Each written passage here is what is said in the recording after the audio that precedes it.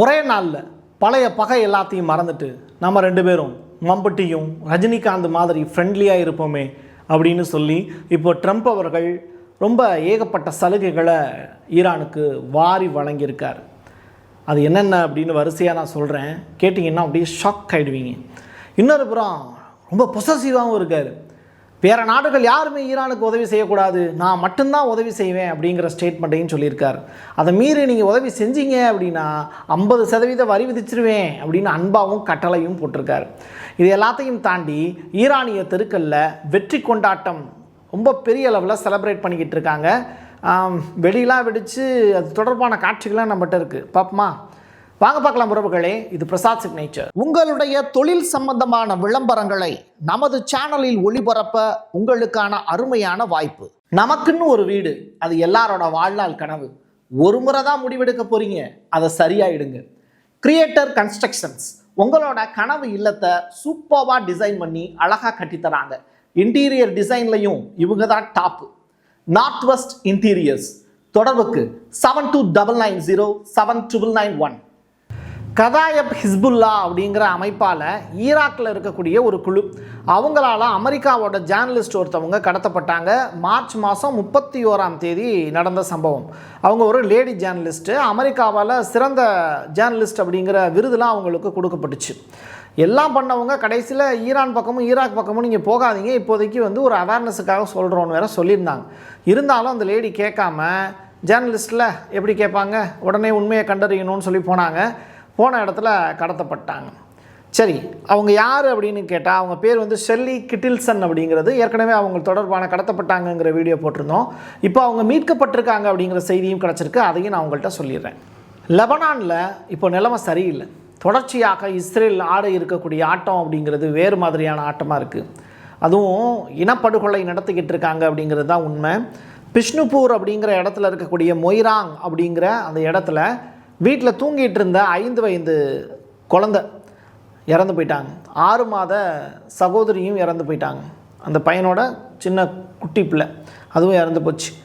லாஸ்ட்டாக 2 குழந்தைங்க இறந்து போயிருக்காங்க அப்படிங்கிற செய்தி அதை பார்த்து தாய் ரொம்ப பெரிய அளவில் காப்பாற்ற போயிருக்காங்க. அவங்களுக்கும் பயங்கரமாக காயம் ஏற்பட்டிருக்கு.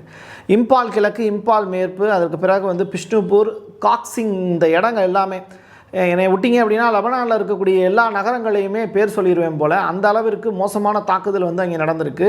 தொடர்ச்சியாக நள்ளிரவு 11 மணியிலேருந்து எப்போ இங்கே சீஸ்ஃபயர் டீல் அப்படிங்கிறத அனௌன்ஸ் பண்ணாங்களோ அதிலிருந்து ஒட்டுமொத்த லெபனானையும் முடிச்சு விடுவதற்கான எல்லா வேலையுமே இஸ்ரேல் அரசு செஞ்சுக்கிட்டு இருக்காங்க. அதான் சொல்கிறேனே, மொத்தம் 30க்கும் மேற்பட்ட கிராமங்கள் மீது அட்டாக் நடந்திருக்கு. இது ரொம்ப பெரிய அளவிலான ஒரு வன்முறை தாக்குதல் அப்படின்னு இதை பார்த்துக்கிட்டு இருக்கக்கூடிய உலக நாடுகள் ஒரு பக்கம் போர் நின்றுச்சு அப்படின்னா இன்னொரு புறம் இந்த இஸ்ரேல் சும்மாவே இருக்க மாட்டாங்க. யாராவது இவங்களை அடிச்சு விடுங்கப்பா அப்படிங்கிற அளவுக்கு தான் மற்ற நாடுகள் நினைப்பாங்க. ஆனால் அதை சொல்கிறதுக்கு அவங்களுக்கு திராணி இல்லாமல் இருக்குது. இப்போது இந்தியா மாதிரியான நாடுகள்லாம் ஒரு ஸ்டேட்மெண்ட் ஒன்று சொல்லியிருக்காங்க. நம்முடைய ஃபாரின் மினிஸ்ட்ரியிலேருந்து வந்திருக்கக்கூடிய அனௌன்ஸ்மெண்ட் எப்படி தெரியுமா இருக்குது? ஈரானுக்கும் அமெரிக்காவுக்கும் இடையில் நடக்கக்கூடிய இந்த போர் அப்படிங்கிறது முடிவுக்கு வந்தது மிகப்பெரிய அளவிலான மகிழ்ச்சி. ஸ்ட்ரைட் ஆஃப் ஹார்மஸை எல்லாரும் பயன்படுத்துவதற்கான வாய்ப்பு உருவாக்கியிருக்கு, அதுக்கும் மகிழ்ச்சின்னு சொல்லியிருக்காங்க. இந்தியா மாதிரியான ஜனநாயக கண்ட்ரி இதுக்கு போர் முடிவடைஞ்சதுக்கு சொல்கிறாங்க. போர் நடக்கும்போதும் அது வேண்டான்னு தான் சொன்னோம். ஆனால் ஐக்கிய நாடுகள் சபை இதில் ஸ்ட்ராங்காக தலையிட்டு இஸ்ரேலுடைய அத்துமீறி தாக்குதலை நிப்பாட்டணும் அப்படின்னு ஏன் சொல்ல மாட்டாங்க? அதுதான் இங்கே கேள்வியாக இருக்குது. இதெல்லாம் பார்த்துக்கிட்டு இருக்கக்கூடிய ஈரானிய அரசு அந்த நாட்டினுடைய ஃபாரின் மினிஸ்ட்ரி சைடில் இருந்து அப்பாச் அராக்கி முக்கியமான ஸ்டேட்மெண்ட் ஒன்று சொல்லியிருக்காரு. நாங்கள் அமெரிக்கா கேட்டுக்கிட்டாங்க அப்படிங்கிறதுனால சீஸ்ஃபயர் டீலுக்கு ஒத்துக்கிட்டோம். தொடர்ச்சியாக அந்த ஒப்பந்தத்தை மீறக்கூடிய வகையில் உங்களுடைய நடவடிக்கைகள் இருக்கும் அப்படின்னா மறுபடியும் ஆயுதம் ஏந்தி போராட்ட களத்தில் நாங்கள் நுழைவோம், அதுக்கு கொஞ்சம் கூட தயங்கவே மாட்டோம் அப்படிங்கிற ஸ்டேட்மெண்ட்டை சொல்லியிருக்காங்க. இது தொடர்பாக ஈரானுடைய செய்தி தொடர்பாலும் இதே ஸ்டேட்மெண்ட்டை தான் சொல்லியிருக்காரு. என்ன, அவர் கொஞ்சம் காட்டமான வார்த்தைகளை பதிவு செஞ்சுருக்காரு.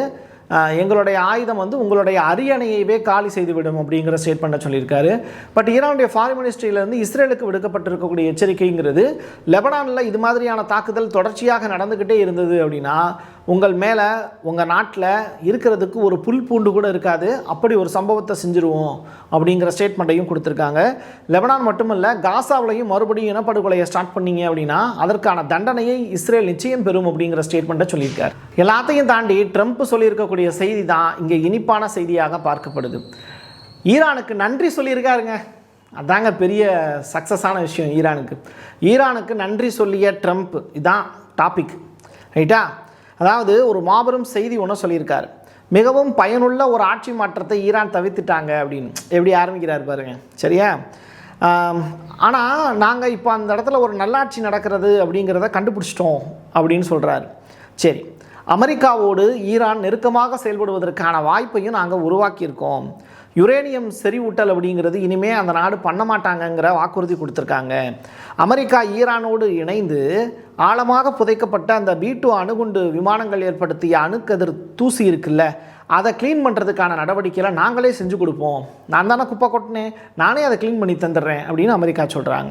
அது மட்டும் இல்லை, அது எல்லாத்தையுமே செயற்கைக்கோள் புகைப்படங்கள் மூலியமாக கண்காணித்து அதன் மூலியமாகவே அகற்றக்கூடிய வேலையும் நாங்கள் செய்வோம். தாக்குதல் நடந்த நாளில் இருந்து எதுவும் தொடப்படவில்லை. அதே நேரத்தில் நாங்கள் ஈரானோடு சுங்கவரி மற்றும் பொருளாதார தடைகள் இது எல்லாத்தையும் தளர்த்துவது குறித்து பரிசீலனை பண்ணிக்கிட்டு இருக்கோம். 15 அம்ச திட்டம் எங்கள்கிட்ட ரெடியாக இருக்குது. இதில் மேக்சிமம் எல்லாத்துக்கும் ஈரான் சம்மதமும் தெரிவிச்சிருக்காங்க. 1-2 மட்டும் பாக்கி இருக்குது. அதை வித்தின் வீக்கில் முடிச்சிருவோம். எல்லாமே பாகிஸ்தான் மத்தியஸ்தம் பண்ணுறாங்க. வரக்கூடிய ஃப்ரைடே இது தொடர்பான கையெழுத்து இடப்படும் அப்படிங்கிற மாதிரியான வார்த்தைகளை பதிவு செஞ்சுருக்காரு. ரெண்டாவது, எல்லாத்தையும் தாண்டி ஈரானுக்கு நான் நன்றி கடன் பட்டவனாக இருப்பேன் அப்படிங்கிற வார்த்தையும் பதிவு செஞ்சுருக்காரு. மானத்தை காப்பாற்றி கோமணத்தோடு ஓட விட்டதோட பரவாயில்லடா, அதையும் அவுத்துட்டு ஓட விட்டுறாதீங்கடா அப்படிங்கிற அளவுக்கு தான் ட்ரம்பினுடைய ஸ்பீச் இருக்கு. ரஷ்யாவினுடைய மெட்வெடேவ், உங்களுக்கே தெரியும் யார் அப்படின்னு, அந்த நாட்டினுடைய முன்னாள் பிரசிடெண்ட்டு. அவர் சொல்கிறாரு, அமெரிக்காவுக்கும் ஈரானுக்கும் இடையிலான போர் நிறுத்தம் அப்படிங்கிறது எப்படி அமையப்போகுது அப்படிங்கிறது தொடர்பான விவரம் எனக்கு இன்னும் கிடைக்கப்பெறலை. ஆனால் ஒன்று மட்டும் நிச்சயம், ஈரானுக்கிட்ட ஒரு அணு ஆயுதம் இருக்குது அப்படின்னு சொல்கிறாரு. அதை படித்தோன்னே எனக்கு பெரிய ஷாக்காக இருந்தது. அணு ஆயுதம் இருக்குது போல் மெட்வெடேவே சொல்லிட்டார் அப்படின்னு. ஆனால் அந்த அணு ஆயுதம் என்ன அப்படின்னா, அந்த அணு ஆயுதத்துக்கு பேர் ஸ்டேட் ஆஃப் ஹார்மஸ் அப்படிங்கிற வார்த்தையை பயன்படுத்தியிருக்கார். அந்த ஒற்றை இடத்தை வைத்துக்கொண்டு ஈரான் ஆடி இருக்கக்கூடிய ஆட்டம் அமெரிக்காவையே கதிகலங்க வைத்தது அப்படிங்கிறது தான் உண்மை. அப்போ இந்த போரில் யார் ஜெயிச்சா, ஈரானா அமெரிக்காவா? ட்ரம்ப் ஒரு பக்கம் இப்படி பேசுவார், இன்னொரு பக்கம் மாற்றி பேசுவார். அது உங்களுக்கே தெரியும்ல. ஈரானுக்கு தொடர்ச்சியாக சீனா உதவி செஞ்சுக்கிட்டு இருக்குங்கிறது உங்களுக்கு நல்லாவே தெரியும். அந்த வகையில் ஆயுத பரிமாற்றம்லாம் நடக்குது தொடர்பான விஷுவல்லாம் நம்ம உங்களுக்கு காமிச்சேன். இப்படிப்பட்ட சுச்சுவேஷனில் சீனாவுக்கு அன்பான கட்டளையும் போட்டாங்க அமெரிக்கா. ஆனாலும் சீனா கேட்கல, ரைட்டா? அது பத்தாததுக்கு அமெரிக்காவில் இருக்கக்கூடிய விவசாய பொருட்களுக்கான அந்த ஏற்றுமதி எல்லாத்தையும் கம்மி பண்ணாங்க, உரத்தட்டுப்பாடு ஏற்படுத்தக்கூடிய வகையில். இதை பார்த்து அமெரிக்கா என்ன பண்ணாங்கன்னா, இப்போ ஒரு அனௌன்ஸ்மெண்ட்டு ட்ரம்ப் சைட்லேருந்து வந்திருக்கு ஜஸ்ட் நவ். ஈரானோடு யாராவது ஆயுத பரிமாற்றம் செஞ்சீங்க அப்படின்னா அவங்க எங்கள் நாட்டுக்கு நீங்கள் இறக்குமதி செய்வீங்கல்ல பொருட்கள், அந்த பொருட்களுக்கு 50% வரி விதிப்பேன் அப்படிங்கிற ஸ்டேட்மெண்ட்டை சொல்லியிருக்காரு. இதெல்லாம் பற்றி சீனா கண்டுக்கவே இல்லை. ரஷ்யா வேணால் இதை பற்றி யோசிக்கிறதுக்கு வாய்ப்பு இருக்குது. அதாவது லெபனானுடைய பெய்ரூட் இருக்குல்ல, ரைட்டா, அதனுடைய தலைநகரத்தை ஒட்டுமொத்தமாக சிதைக்கக்கூடிய வேலையை இப்போ செஞ்சுருக்காங்க. லெபனானில் ஒரு அரசு இருக்கா இல்லையா அப்படிங்கிறத பற்றி யாருமே யோசிக்கலை. 30க்கும் மேற்பட்ட நாடுகளுடைய அங்கீகாரத்தோடு இயங்கக்கூடிய UN படைகளும் அங்கே இருக்குது. அவங்களும் அமைதியாக இருக்காங்க. ஆனால் இதை எதிர்த்து போராடக்கூடிய ஒரே திராணி உள்ள ஒரு நபர்களாக ஹிஸ்புல்லா மட்டும்தான் இருக்காங்க. அவங்களும் இப்போ ஆயுதமற்ற நிலையில் சும்மா இருக்காங்க. லெபனானில் இஷ்டத்துக்கு பூந்து இஸ்ரேல் விளையாடிக்கிட்டு இருக்கு. 100க்கும் மேற்பட்ட இலக்குகள் வச்சுருக்காங்க. கட்டடங்கள் எல்லாத்தையும் உடைச்சிட்டாங்க. பொதுமக்கள் வீட்டுக்குள்ளே இருந்தால் பாதுகாப்புன்னு நினைக்கிறாங்க. ஆனால் அந்த கட்டடங்களையும் அடித்து உடைக்கிறதுனால அந்த கட்டடங்களுக்குள்ளேயே மக்கள் சமாதி ஆகிட்டு இருக்காங்க. இதை தடுத்து நிப்பாட்டுறதுக்கு யாராவது இருந்தாங்கன்னா இதை பார்த்துட்டு குரல் கொடுங்க அப்படின்னு தான் நம்மளால் சொல்ல முடியுமே தவிர நம்மளால் வேறு என்ன செய்ய முடியும்? இந்த சிரி அப்படின்னு சொல்லிட்டு ஒரு தீவு, லவான் அப்படின்னு ஒரு தீவு, இந்த 2 தீவு கார்க் தீவுக்கு அடுத்தாப்பில் இருக்குது, சரியா? இது எல்லாமே ஈரானில் இருக்குது. இப்போ இந்த 2 தீவுக்குள்ளே இருக்கக்கூடிய எண்ணெய் மற்றும் பெட்ரோலிய வேதிப்பொருள் ஆலைகள் மீது இஸ்ரேல் தான் அட்டாக் நடத்துதுன்னு எல்லாம் நினச்சிட்டு இருந்தாங்க. ஆனால் அட்டாக் நடத்துறது யாருன்னு கேட்டால் ஐக்கிய அரபு எமிரேட்ஸ். அவங்கக்கிட்ட இருக்கக்கூடிய மிசைல் விமானப்படையை வச்சு ஒரு பெரிய தாக்குதலை ஈரான் மேலே நடத்தியிருக்காங்க. அதாவது விங்லூங் 2 அப்படிங்கிற ஆயுதம் தாங்கிய ஆளில்லாத விமானங்கள் அதை பயன்படுத்தியிருக்காங்க. மிராஜ் 2000 அப்படிங்கிற அந்த போர் விமானம், அதாவது 9 EAD அப்படின்னு சொல்லுவாங்க, நெட்டில் செக் பண்ணி பாருங்கள் உங்களுக்கு கிடைக்கும். அந்த மாதிரியான விமானங்களையும் பயன்படுத்தி அட்டாக் நடத்தியிருக்காங்க. இந்த சிரி மற்றும் லவான் தீவில் இருக்கக்கூடிய எண்ணெய் சுத்திகரிப்பு நிலையங்கள் மீது இப்போது UAE நடத்தி இருக்கக்கூடிய தாக்குதல் பேசுபொருளாக மாறி இருக்கு. ஸோ இது தொடர்ச்சியாக அமீரக விமானங்கள் தெற்கு ஈரான் முழுவதுமே இவ்வளவு பெரிய தாக்குதலை நடத்த முடியும் அப்படின்னு நிரூபிச்சிருக்காங்கன்னா UAE வலிமை வாய்ந்த நாடா அப்படின்னு தான் கேட்க தோணுது. அப்போது ஈரானுக்கும் UAEக்கும் இடையில் ஒரு டைரக்ட் வார் அப்படிங்கிறது இப்போ 3 வந்துருச்சுங்கிறது கன்ஃபார்ம் ஆகுது. இப்போ பாரசீக வளைகுடாவில் என்ன பிரசாத் நடக்குது, டைரக்டாக ஸ்ட்ரைட் ஆஃப் ஹார்மஸில் என்ன நடந்துகிட்டு இருக்கு அப்படிங்கிற விவரத்தை சொல்லுங்க அப்படின்னு கேட்டால் 800க்கும் மேற்பட்ட கப்பல்கள் வரிசை கட்டி நிற்கிறாங்க. நான் தான் ஃபஸ்ட்டு போவேன் அப்படின்னு இஸ்ரேல் மற்றும் அமெரிக்கா சார்ந்து இருக்கக்கூடிய கப்பல்கள் வரிசை கட்டி $2 பில்லியன் கொடுக்கறதுக்கு ரெடியாக இருக்காங்க. எல்லாத்தையும் வாங்கி கஜானாவை நிரப்பக்கூடிய வேலையை இப்போ ஈரான் செஞ்சுக்கிட்டு இருக்காங்க. ஸோ 800 ஷிப் அப்படிங்கிறது சாதாரண விஷயம் கிடையாது. அத்தனை கப்பல்கிட்ட இருந்துமே காசு வாங்கிட்டு உள்ள விட போகிறாங்க ஈரான். இது ஈரானுக்கு கிடைத்த மிகப்பெரிய அளவிலான வருவாயாக பார்க்கப்படுது. தவிர அமெரிக்கா சைடில் இருந்தும் இழப்பீடு அவங்களுக்கு கிடைக்கும் அப்படிங்கிற நம்பிக்கை இருக்குது. தொடர்ச்சியாக ஈரான் இந்த போர் மூலியமாக தன்னுடைய பொருளாதார இழப்பீடு அப்படிங்கிறதையும் வாங்கிப்பாங்க. பொருளாதார தடையும் கேன்சல் ஆகுது. ஸ்ட்ரைட் ஆஃப் ஹார்மஸில் வசூலும் பண்ண போகிறாங்க. இப்படி ஏகப்பட்ட சலுகைகள் இந்த ஒற்றை போர் மூலியமாக ஈரானுக்கு கிடைச்சிருக்கு. இதெல்லாம் பார்த்துக்கிட்டு இருக்கக்கூடிய ஈரானிய மக்கள் சும்மா இருப்பாங்களா? ஆகா, போரில் நம்ம தான் அப்போ ஜெயிச்சிட்டோம் அப்படின்னு சொல்லி இப்போ வெற்றி கொண்டாட்டத்தில் ஈடுபடுறாங்க. ஈரான் வெற்றி பெற்று விட்டது அப்படிங்கிற அந்த முழக்கங்களோடு இப்போது போர் நிறுத்தமும் அமெரிக்கா சைடில் இருந்தால் கோரப்பட்டிருக்குங்கிறதுனால ஈரான் வெற்றி பெற்றதாக அவங்க கருதி இப்போது பட்டாசுகள் வெடிக்கிறாங்க, இனிப்புகளை பரிமாறிக்கிறாங்க. ஒருத்தருக்கு ஒருத்தர் இஸ்லாமிக் ரெவல்யூஷனை கொண்டாடிக்கிட்டு இருக்காங்க. முஸ்தபா கமினி அவர்களுடைய வீர மரணம் தொடர்பான விவரங்களையும் கமினி அவர்களுடைய அடுத்த ஃபினரல் தொடர்பான ஏற்பாடுகளையும் செஞ்சுக்கிட்டு இருக்காங்க. ஒட்டுமொத்த ஈரானும் கமினி அவர்களுடைய அந்த வீர மரணம், அதை தொடர்ந்து அந்த இறுதி மரியாதை அப்படின்னு சொல்லுவாங்கல்ல, அது தொடர்பான நிகழ்வுகளில் இப்போ பார்ட்டிசிபேட் பண்ண போகிறாங்க. மேபி நாளைக்கு இல்லை நாளானைக்கு, அதாவது வெள்ளிக்கிழமை கமினி அவர்களுடைய அந்த இறுதிச் சடங்கு நடப்பதற்கான வாய்ப்பு இருக்குது அப்படிங்கிற தகவல் கிடச்சிருக்கு.